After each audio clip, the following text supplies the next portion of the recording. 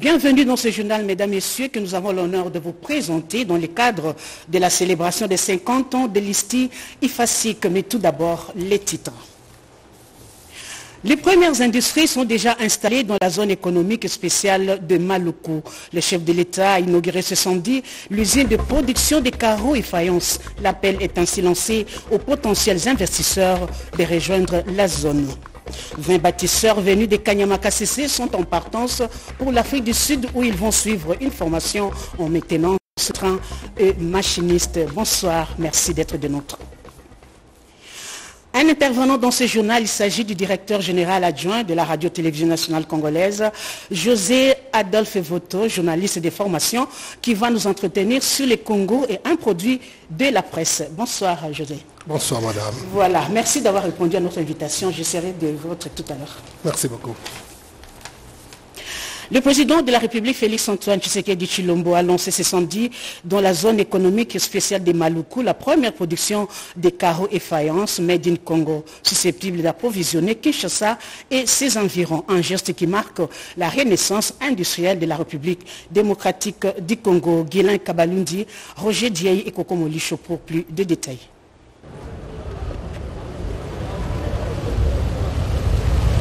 C'est en gras que c'est écrit ce samedi à partir de Maluku, commune urbano-rurale de Kinshasa, l'histoire de la renaissance industrielle de la République démocratique du Congo.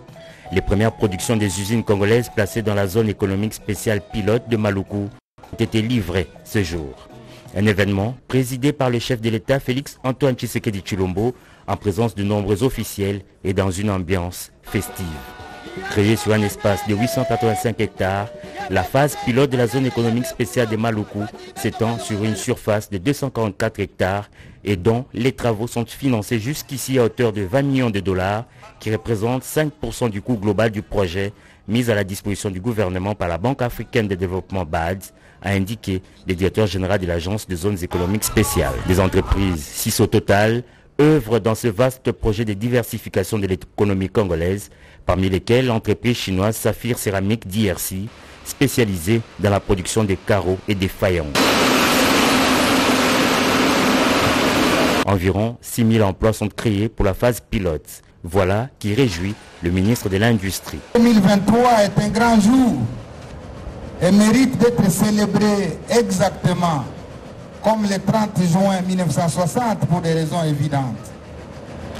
Si le combat d'Idio Lumumba Kasavubu a obtenu à la République démocratique du Congo son indépendance politique, aujourd'hui, le combat de son Excellence Félix-Antoine Tshisekedi nous fait entrer de plein pied dans l'indépendance économique tant rêvée par les Congolais.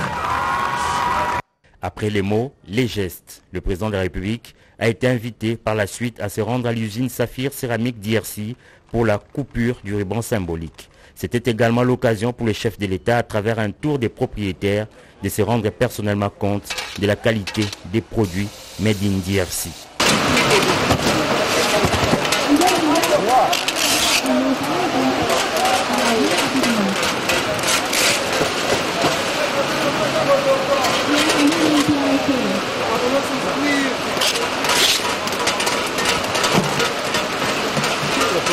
Aujourd'hui, c'est une grande satisfaction de voir qu'après les poses de pierre, il y a déjà une première industrie qui est mise en place. Il y a d'autres qui vont suivre dans la zone économique spéciale.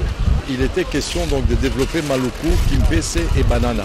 Déjà cette usine avec des ports qui vont se faire et la voie fluviale qui pourra permettre non seulement d'évacuer, mais de recevoir aussi de la matière première parce qu'elle est aussi destinée à être une zone agro-industrielle à cause de toutes les plantations qu'on peut faire sur le plateau de Batéké pour pouvoir les transformer ici et pouvoir alimenter les grands marchés qui est Kinshasa.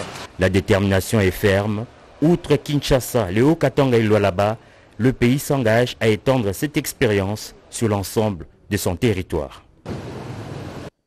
Le sommet des 3 grands bassins forestiers de la planète aura lieu au mois d'octobre au Congo-Brazzaville. Sujet au centre de l'audience que le chef de l'État, Félix-Antoine Tshisekedi Tshilombo, a accordé ce samedi dans la soirée à une délégation gouvernementale de la République du Congo. C'était à la Cité de l'Union africaine. On fait le point avec Blandine Zovo et Koko Molicho.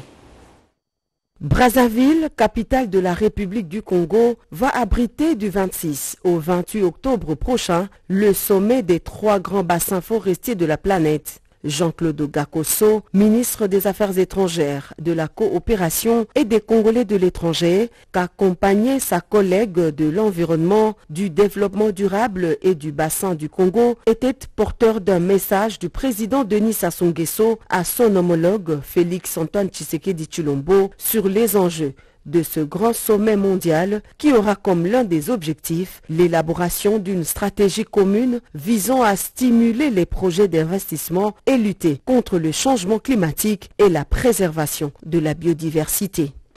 Nous étions, ma collègue et moi-même, une fois encore porteurs d'un message de son Excellence M. Denis Sassou Nguesso à son frère et ami, son Excellence M. le Président Félix Antoine Tshisekedi. Je vous l'ai dit il y a 2 semaines que nous sommes les enfants d'une même mère. Nous avons partage et la culture et la nature et nous avons surtout ce combat que nous menons conjointement pour la préservation de ce riche patrimoine naturel que nous avons en partage. Les forêts du bassin du Congo. Vous savez que Brazzaville va abriter au mois d'octobre un grand sommet des 3 bassins forestiers mondiaux, un grand sommet sur la problématique de la protection de l'environnement, des forêts, qui sont une richesse extraordinaire que nous avons reçue de la Providence. La RDC est un acteur central, un acteur majeur. Où se trouvent ces forêts? Ici, en RDC, avant tout, ici en RDC. Ce beau pays qui est le vôtre abrite près de 60% de la superficie globale des forêts du Congo. Et donc, ce n'est que normal que nous venions ici pour parler de ce projet, de sommet autour des forêts du bassin du Congo. Au menu également, les relations des bons voisinages entre les 2 Congos qui, à en croire l'envoyé spécial du président Denis Sassou Nguesso, sont au beau fixe. Sans faire dans la langue de bois, moi-même je ne suis pas coutumier de la langue de bois, les relations sont excellentes entre les 2 Congos. De très bonnes relations, relations humaines, relations entre les institutions, les 2 chefs d'État. Franchement, relations fraternelles. Et c'est un trésor, un véritable trésor que les 2 Congos aient cette relation chaleureuse, fraternelle, à tout point de vue. Le bassin du Congo en Afrique centrale, le bassin de l'Amazonie en Amérique du Sud et celui de Boméo-Mekong en Asie du Sud-Est représentent 80% des forêts tropicales à travers le monde. Lors du Conseil des ministres tenu ce vendredi 1er septembre à Kinshasa, le président de la République a condamné l'action des militaires posée lors d'une manifestation à Goma, dans la province du Nord Kivu, qui a causé autant de morts. D'après les porte-parole du gouvernement qui a lu le compte rendu, le garant de la nation a demandé à la justice de faire la lumière et a dépêché une délégation à Goma. On fait le point avec le porte-parole du gouvernement, Patrick Mouya. Président de la République, chef de l'État, Félix Antoine Tshisekedi Tshilombo a présidé ce vendredi 18 août 2023 la 109e réunion du Conseil des ministres. 4 points étaient inscrits à l'ordre du jour, à savoir 1. Communication du président de la République chef de l'État. 2. Points d'information. 3. Approbation d'un relevé des décisions du Conseil des ministres. 4. Examen et adoption des textes. La communication du président de la République a porté sur 4 points principaux, à savoir 1. De sa participation au 43e sommet de la SADC tenu à Luanda en Angola. Le président de la République a fait la restitution de sa participation les 16 et les 17 août 2023 à Luanda en République d'Angola au 43e sommet ordinaire de chefs d'État et de gouvernement de la Communauté de développement d'Afrique australe SADC.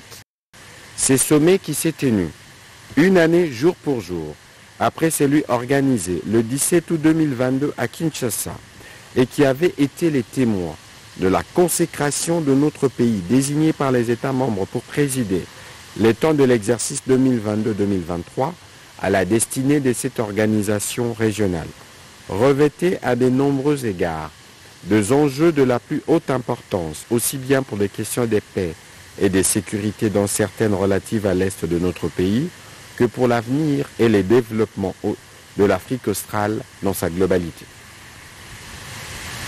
Les assises de Luanda ont été précédées par la tenue, le 16 août, du sommet de la Troïka, de l'organe de coopération en matière de politique, de défense et de sécurité de la SADC, où le président de la République a eu l'occasion de briefer les chefs d'État de la République d'Afrique du Sud, de Namibie et de la Zambie, membres de cette Troïka, sur les dernières évolutions sécuritaires et humanitaires rencontrées dans la partie est de notre pays, particulièrement dans les provinces de Nord Kivu et de l'Ituri. Le président de la République a fait part à ses pairs, chefs d'État, de la dégradation de la situation humanitaire et les statu quo des faits imposés par le Rwanda et ses supplétifs du M23 qui se sont jusqu'ici refusés de se conformer aux engagements pourtant souscrits dans le cadre du processus de Nairobi et de la feuille de route de Luanda, allant même jusqu'à entraver la mise en œuvre des mécanismes dont ceux supervisés par la MONUSCO, les tout sous le regard coupable et complice de la force régionale déployée par la communauté de l'Afrique de l'Est. Pleurer avec ceux qui pleurent, dit-on. Le chef de l'État, Félix-Antoine Tshisekedi Tshilombo, a assisté ce samedi 2 septembre aux obsèques du frère cadet de la ministre d'État, ministre de l'Environnement et Développement F. Bazaïba. C'était à l'hôpital du Cinquantenaire. Reportage Mazé Mwakumamina. Il vaut mieux être dans la maison des deuils que dans une maison des joies. Le chef de l'État a concrétisé cette volonté divine en partageant la douleur de Mme F. Bazaïba, ministre d'État, ministre de l'Environnement et Développement Rural, qui a perdu son frère cadet, ingénieur Eric Mwenilikunga, des suites d'un malaise brusque survenu dans son bureau de travail le vendredi 25 août 2023. La levée du corps de la morgue de l'hôpital du Cinquantenaire est intervenue ce samedi 2 septembre 2023. Le chef de l'État a tenu à lui rendre personnellement cet hommage mérité. Il s'est incliné devant la dépouille, a déposé la gerbe de fleurs et a réconforté la famille éplorée par ses mots d'encouragement. Un soutien pour la maman déjà vieille de l'illustre disparu, sa grande sœur et maman des substituts, Eve Bazaïba, sa veuve inconsolable qu'il venait de marier il y a plus d'une année et surtout cet enfant désormais orphelin à 6 mois d'âge seulement. À en croire l'oraison funèbre, il devrait les jours de sa mort exécuter un projet dans sa province natale, l'Équateur, en sa qualité d'ingénieur agronome phytotechnicien. C'est à la nécropole entrée ciel et terre qu'il est inhumé pour un repos éternel souhaité paisible par ses membres de famille, amis et connaissances. 20 bâtisseurs venus de Kanyama KCC sont en transit à Kinshasa en partance pour l'Afrique du Sud où ils vont suivre une formation en maintenance du train et machiniste. Richard Kalala nous en dit un peu plus dans cet élément de reportage. Ils sont en transit à Kinshasa. 20 bâtisseurs venus de Kanyama KCC sont en partance pour l'Afrique du Sud. Ces derniers vont suivre une formation en maintenance du train et de machiniste. Le commandant du service national, le général-major Jean-Pierre Kassongo Kabouik, a moralisé ses anciens détenus internés dans un hôtel de 4 étoiles à Kinshasa avant leur départ. Le président de la République, chef de l'État et commandant suprême des forces armées, dans sa volonté de monter en puissance le service national, a décidé de doter le service national des moyens importants de transport, à savoir du matériel ferroviaire, qui sont en route pour le service national afin de permettre la fluidité dans la logistique du service national. Comme il faut toujours anticiper, ce matériel, nous sommes en train de le recevoir, mais nous avons sollicité et obtenu encore du commandant suprême, du chef de l'État, la formation de ces bâtisseurs, qu'ils aillent être formés en Afrique du Sud pour être des utilisateurs de ces équipements et de ces matériels. Ces jeunes sont là, en transit de quelques jours à Kinshasa pour les formalités administratives Et après, ils vont aller en Afrique du Sud pour une durée de 6 mois, être formés à la conduite, à l'entretien, à la maintenance de ces matériels ferroviaires, qui est un matériel coûteux. Il en sera ainsi pour d'autres bâtisseurs qui seront envoyés dans d'autres pays. C'est une question de calendrier. L'implication de la femme congolaise dans le processus de paix et l'organisation des élections en République démocratique du Congo était au centre d'un échange entre Mme Bineta Diop et les hauts représentants du chef de l'État, le professeur Serge Tchibango. Reportage. C'est à la tête d'une forte délégation de femmes leaders, membres de la société civile et d'organisations pour le droit de la femme africaine, que Mme Bineta Diop, envoyée spéciale de l'Union africaine en charge de l'agenda femmes, paix et sécurité, est venue à la rencontre du haut représentant du chef de l'État, le professeur Serge Tchibango, au Palais de la Nation pour faire un plaidoyer en faveur de l'implication de la gente féminine dans les différents processus en cours en RDC. Une séance de travail très productive parce que nous avions beaucoup de questions à poser, parce que nous avons rencontré les femmes ce matin, hier depuis que nous sommes arrivés. C'est deux questions qui se posent. Nous allons aux élections, la participation des femmes, parce que c'est très lié à un autre processus qui est aussi le processus de paix. Les femmes disent nous avons besoin de paix pour que nous puissions avoir des élections aussi paisibles et nous participer. Parce que ce que nous savons, c'est que la participation des femmes va également faire en sorte que le processus soit inclusif. À un moment donné, les femmes ont dit « enough is enough ». Ce que nous voulons, nous allons se lever, celles qui sont à l'Est, celles qui sont à Kinshasa, ensemble, nous allons trouver les moyens de nous disputer. Elles l'ont fait, à dire que le Congo ne peut pas être divisé. C'est unique et indivisible. Donc je pense que c'est ce qui a été dit et c'est ce que les femmes ont fait. Et aujourd'hui, c'était ça que nous étions en train de discuter, de la possibilité de cet agenda. Et je crois que les hommes et les femmes doivent être ensemble dans ce processus de dialogue et de reconstruction de la RDC. Soulignant qu'il n'y a pas de paix durable sans la femme, Mme Bineta Diop a émis le vœu de voir les femmes contribuer activement dans le processus de paix en RDC.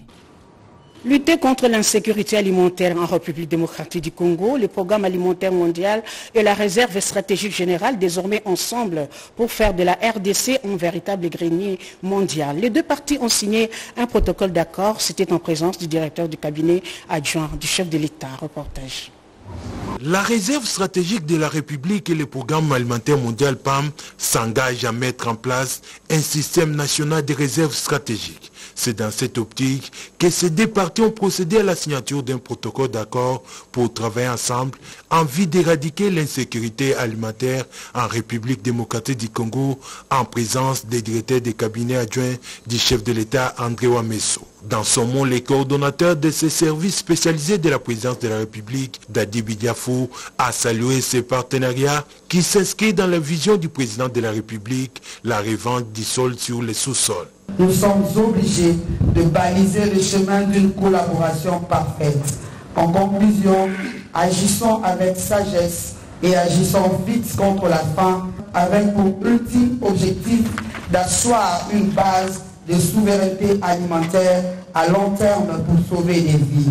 Le directeur pays de cette agence onusienne a manifesté la disponibilité de son institution de travailler pour que la RDC soit un grenier mondial.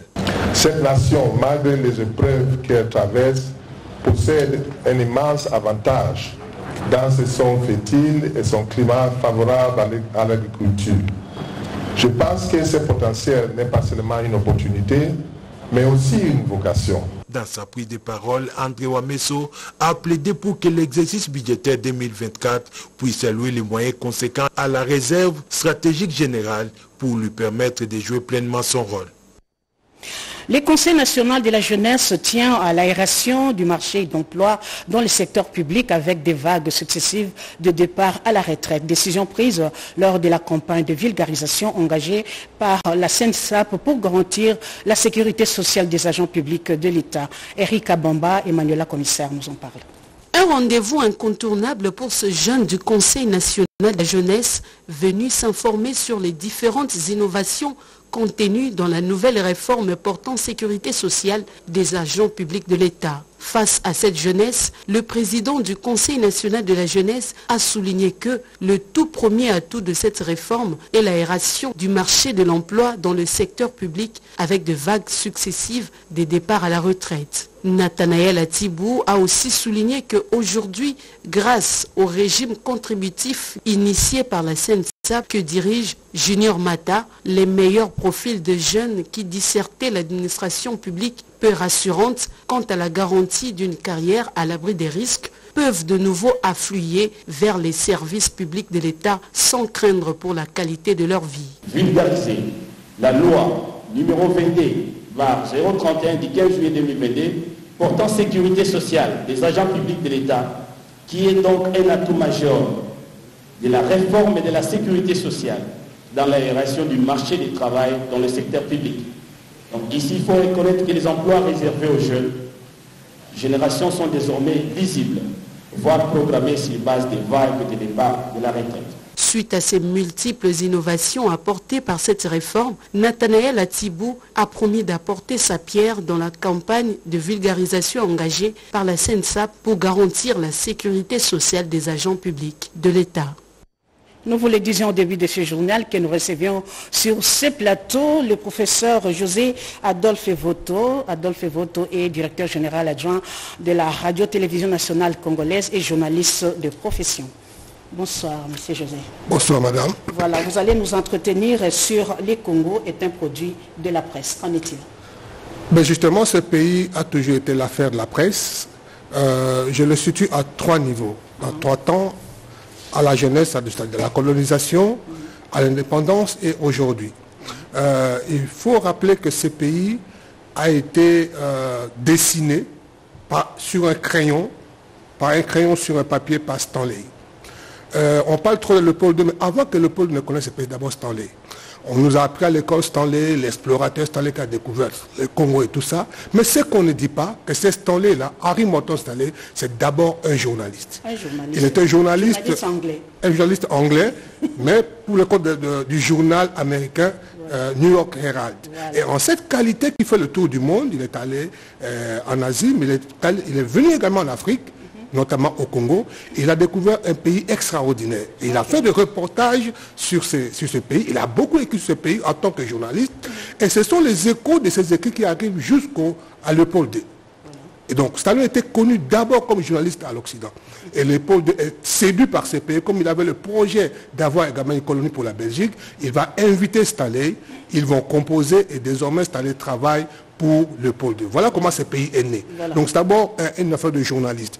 Et même, et même quand Léopold II prend ce pays et qu'il commence à faire des abus, vous savez l'histoire des mains coupées, du sang, c'est encore la presse qui dénonce à travers le monde, qui intervient pour que finalement Léopold II puisse lâcher le Congo. Exact. Nous arrivons à l'indépendance. Il y a un détail qui me frappe. D'abord, tous ces grands leaders congolais, jeunes, autour de 25-30 ans, qui se battaient pour l'indépendance, ce qu'on ne dit pas beaucoup, c'était pour la plupart des journalistes.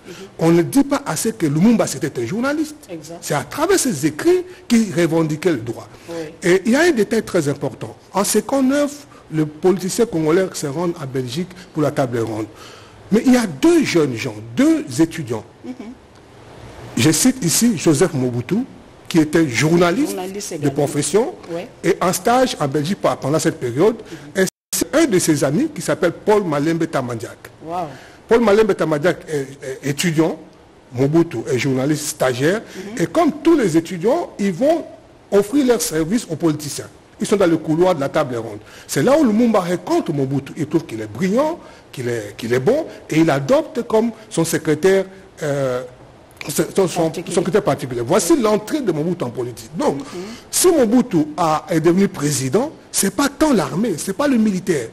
C'est le journaliste qui lui a ouvert les portes. Voilà. Mais cette rencontre entre Mobutu et Tamadiak, c'est une rencontre importante parce que lorsqu'il rentre au pays, Mobutu devient président. Le premier réflexe, Mobutu veut un grand média pour ces pays. Au centre de l'Afrique. Il lance les grands tam-tams d'Afrique, il lance l'OZRT où nous sommes aujourd'hui. Et Malembe qui le rejoint Malembe va proposer, qui est devenu dans notre temps professeur d'université, il va proposer la création de l'ISTI, qui est la pépinière de l'OZT. Voilà. Vous voyez comment... Et donc c'est cette rencontre au sommet et au niveau des étudiants ici qui ont marqué l'histoire de ce pays.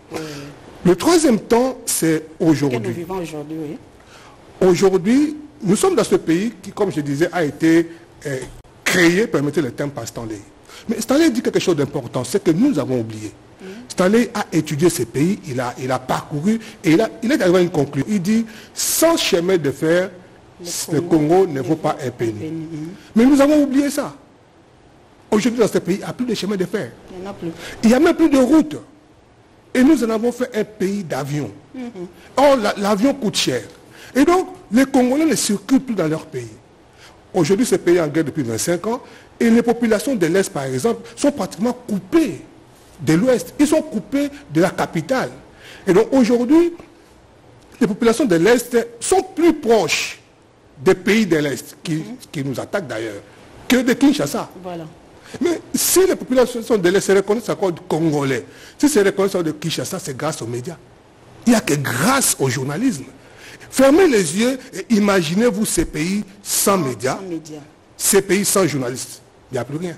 C'est pourquoi je dis, le Congo, c'est un produit de la presse. Produit de la presse. Merci beaucoup. Bon, nous poursuivons le cours au noir de ce journal. Le directeur général adjoint vient d'être enrichi des équipements. Donc, je disais, la DGDA vient d'être enrichie en équipements et matériels qui vont renforcer les capacités opérationnelles de la douane dans le domaine technologique de modernisation des frontières et la lutte contre la fraude par la surveillance des marchandises. Plus de détails avec Erkin Sissi.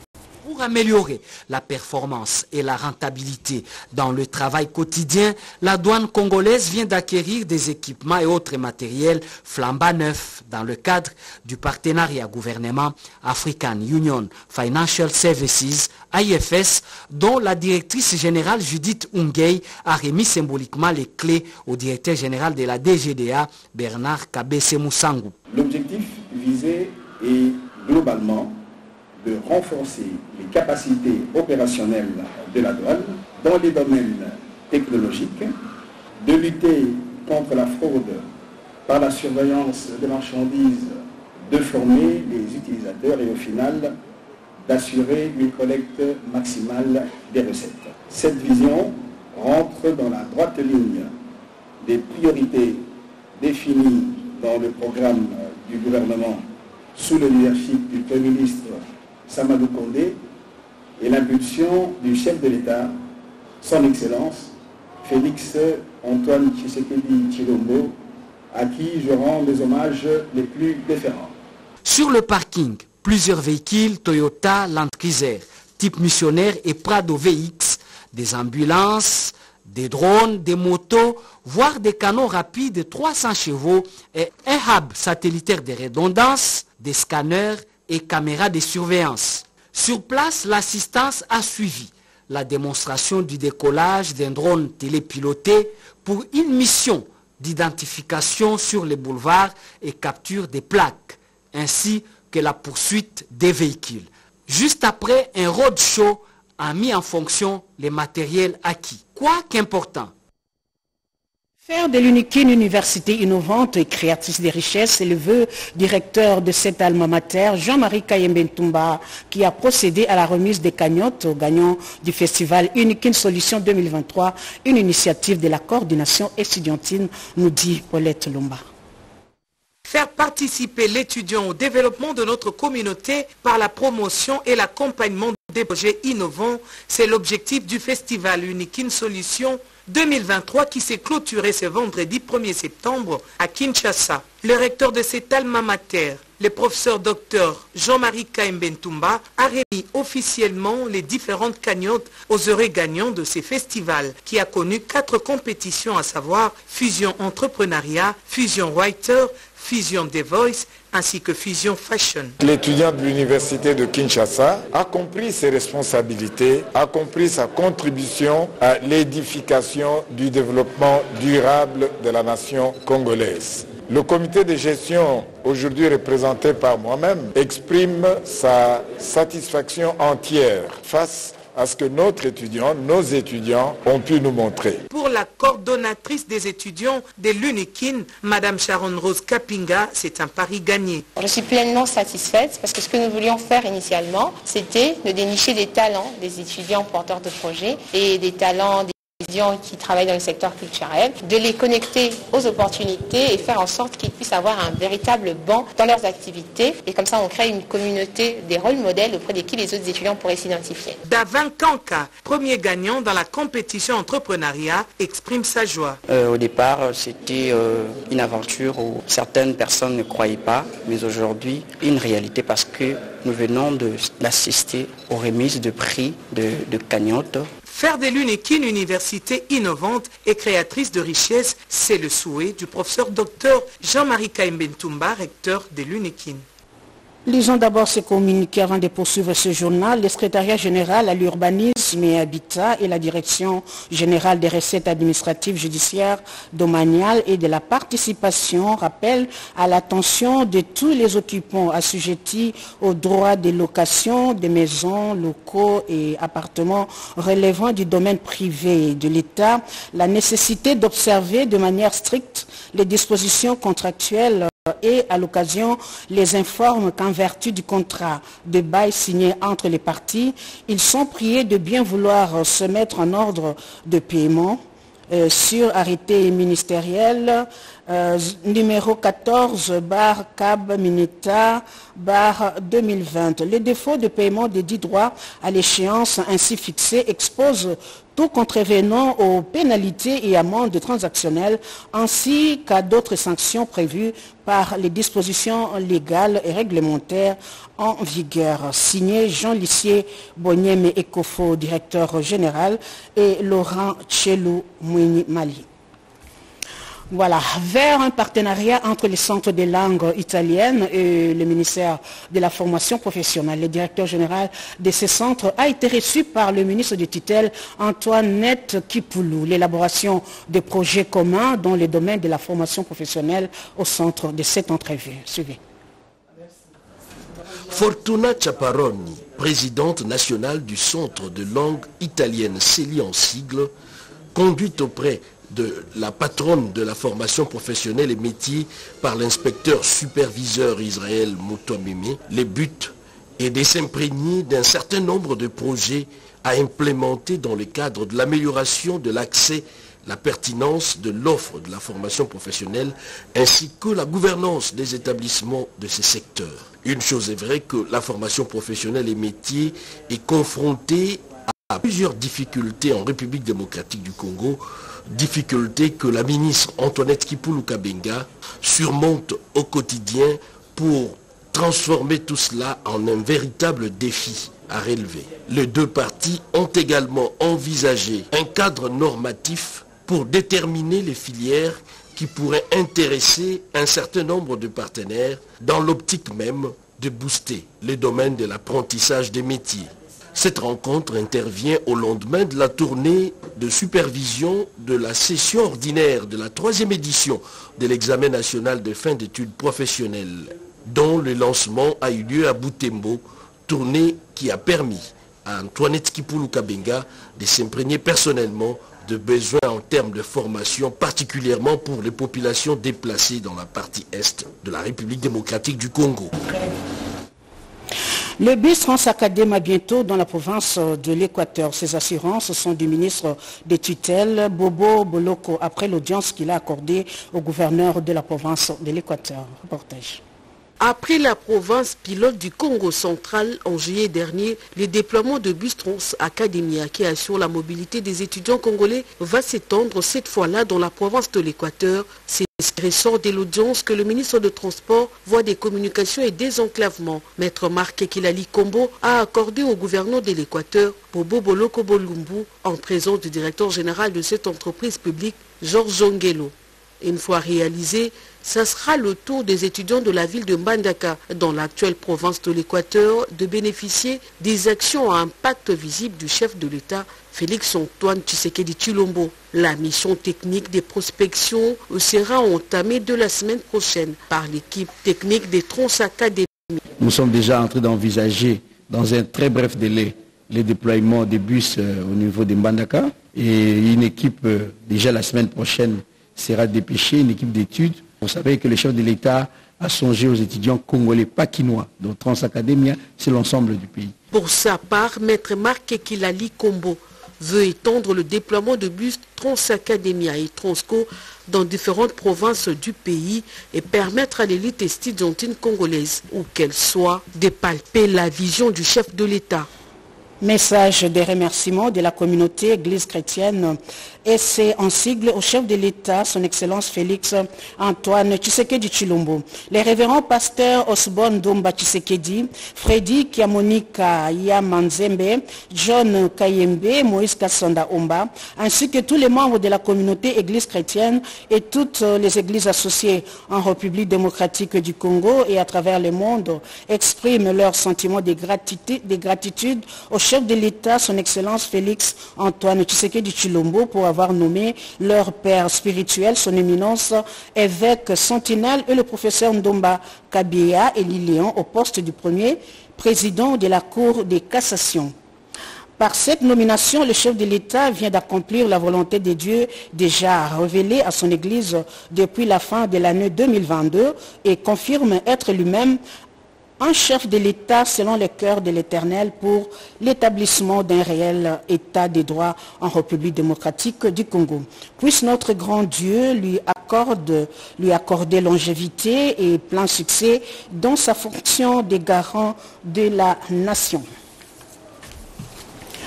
La deuxième session de formation des femmes dénommée formelle qu'organise JICA Corporation a été lancée dernièrement par la secrétaire générale du ministère des Genres, Familles et Enfants. L'objectif est de former les femmes à l'autoprise en charge et à l'autonomie pour le développement de leur communauté. Christine Lenzo. Sont parmi les besoins réels chez la femme qu'il faudra outiller. C'est dans ce cadre que la JICA Corporation organise cette deuxième session de formation dénommée formelle pour augmenter la performance et renforcer la compétence des femmes pour atteindre la productivité, l'efficacité et la rentabilité de leur structure. Précision de Gisèle Catal, General Manager de JICA Corporation. Former une femme actuellement en 8 ans et développer Les go de cette formation étaient donnés par le secrétaire général du ministère du Genre, Esther Kamwanya. Parmi les apprenants, un grand nombre de femmes entrepreneurs, membres de l'UFECO, dont les frais de formation étaient pris en charge par la présidente de l'UFECO, Fidélie Chibichabene, une icône dans le monde de l'entrepreneuriat. Motif de satisfaction pour Marie-Jeanne Omari Moyouma, qui a remercié les organisateurs au nom de sa mère avant d'encourager tous les apprenants. À vous les participants, je vous encourage à suivre toute émotion et surtout à la mettre en application.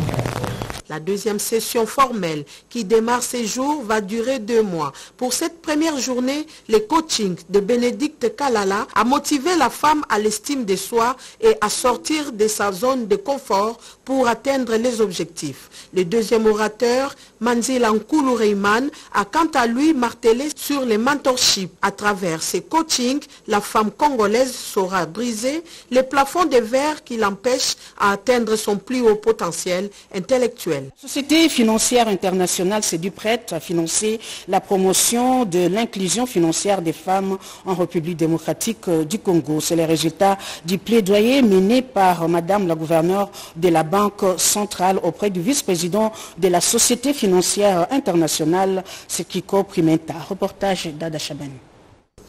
La question de l'accès aux services financiers pour les femmes, c'est une question qui va demander l'engagement de tout le monde. Aussi bien au niveau des pays, la Banque centrale, les banques, les décideurs politiques, mais aussi au niveau de ceux qui accompagnent les efforts de pays, le Fonds monétaire, la SFI. Et donc, nous, lorsque nous mettons ces actions en œuvre, nous regardons toujours qu'est-ce que les autres peuvent faire pour nous accompagner. Je serais aussi intéressée à savoir, au niveau de la SFI, quels sont les instruments que vous mettez en place, quelles sont les actions que vous mettez en place pour pouvoir nous accompagner plus efficacement. Parce que ce défi, quel que soit le pays que vous prenez en Afrique, c'est un défi très très important. il est au cœur des problèmes de développement de nos pays. Le vice-président en charge de l'Afrique des SFI s'est dit favorable à cette requête. C'est vraiment un sujet, vous l'avez bien décrit, qui demande le soutien de tout le monde, de tous les partenaires de développement, les pays, le secteur privé, le secteur public. Nous devons tous faire un effort. Donc de notre côté, nous avons bien réalisé qu'il fallait prendre une approche volontariste. Il ne s'agit pas simplement de faire quelques opérations ici ou là, mais vraiment de rendre beaucoup plus systématique notre approche de la question du genre. Donc par exemple, nous faisons beaucoup pour les petites et moyennes entreprises africaines à travers des lignes de crédit. Nous travaillons avec des banques où nous mettons à leur disposition des lignes de crédit avec du travail de conseil qui va à l'appui pour justement les encourager à prêter plus aux petites et moyennes entreprises. Donc ce que nous avons fait, c'est que nous avons dit à tous nos partenaires, banques et institutions financières, nous voulons que ces programmes aient une composante genre. Est-ce que vous allez faire 50% pour les femmes, 60%, 70%? Il faut avoir une approche volontariste. Et donc, qu'est-ce que ça permet? De cibler des entreprises détenues par des femmes, gérées par des femmes, et à travers elles, justement, d'avoir des effets de développement économique beaucoup plus forts. Pourquoi l'UNC de Vital Kamerhe a porté son choix sur Félix Antoine Tshisekedi Tshilombo comme candidat unique à la présidentielle 2023? Billy Kambale a tenu un meeting à Kananga au cours duquel le secrétaire général de l'Union pour la nation congolaise a fait le bilan du chef de l'État et il est convaincu qu'il mérite un second mandat. Annie Balaka. Devant cette foule qui a accepté le choix de l'UNC de Vital Kamerhe, le président national aide intérim et secrétaire général de l'Union pour la nation congolaise a expliqué à la population du Kananga le pourquoi du choix de Félix Antoine Tshisekedi Tshilombo comme unique candidat à l'élection présidentielle de décembre 2023 par les Rouges Blancs. Parmi les raisons, Billy Kambale a cité des innombrables réalisations de Fatih Béton, du programme de développement local à la base de 145 territoires, en passant par la construction de 1200 écoles, de 700 centres de santé, 145 bâtiments administratifs. Celui qu'on appelle par ses fans le général 5 étoiles Billy Kambale a vanté les mérites de la gratuité de l'enseignement primaire, pourquoi pas la confection des tenues militaires sur place en RDC. Félix Antoine Tshisekedi Tshilombo, c'est le président qu'il faut, parce que désormais le Congo est de retour sur la scène internationale. Félix Tshisekedi est reçu dans des grandes capitales du monde et comme un grand chef d'État, un enfant du pays est à la tête de notre pays. Il connaît ses enfants, il connaît ses frères. Il connaît vos souffrances et il les partage. Félix Antoine Tshisekedi Tshilombo, c'est le président qu'il faut. Autant de réalisations qui a mis d'accord le parti politique du Dr Vital Kamerhe qui a accepté d'accompagner la volonté manifeste de leur candidat qui a permis à la RDC de renaître sur la scène internationale. Félix Antoine Tshisekedi Tshilombo est donc le candidat président de la République démocratique du Congo qu'il nous faut pour la RDC, a conclu le secrétaire général de l'UNC. Un communiqué nécrologique avant d'éclore ce journal. La Banque centrale du Congo vient de perdre son gouverneur honoraire en la personne de Pierre Paipai Ouassiakasigé, décès survenu à Bruxelles aujourd'hui samedi 2 septembre 2023. Voilà, mesdames, messieurs, c'est avec cette note triste que nous mettons un terme à ce journal. Merci d'avoir été des nôtres. Le programme se poursuit sur la chaîne nationale congolaise. Au revoir.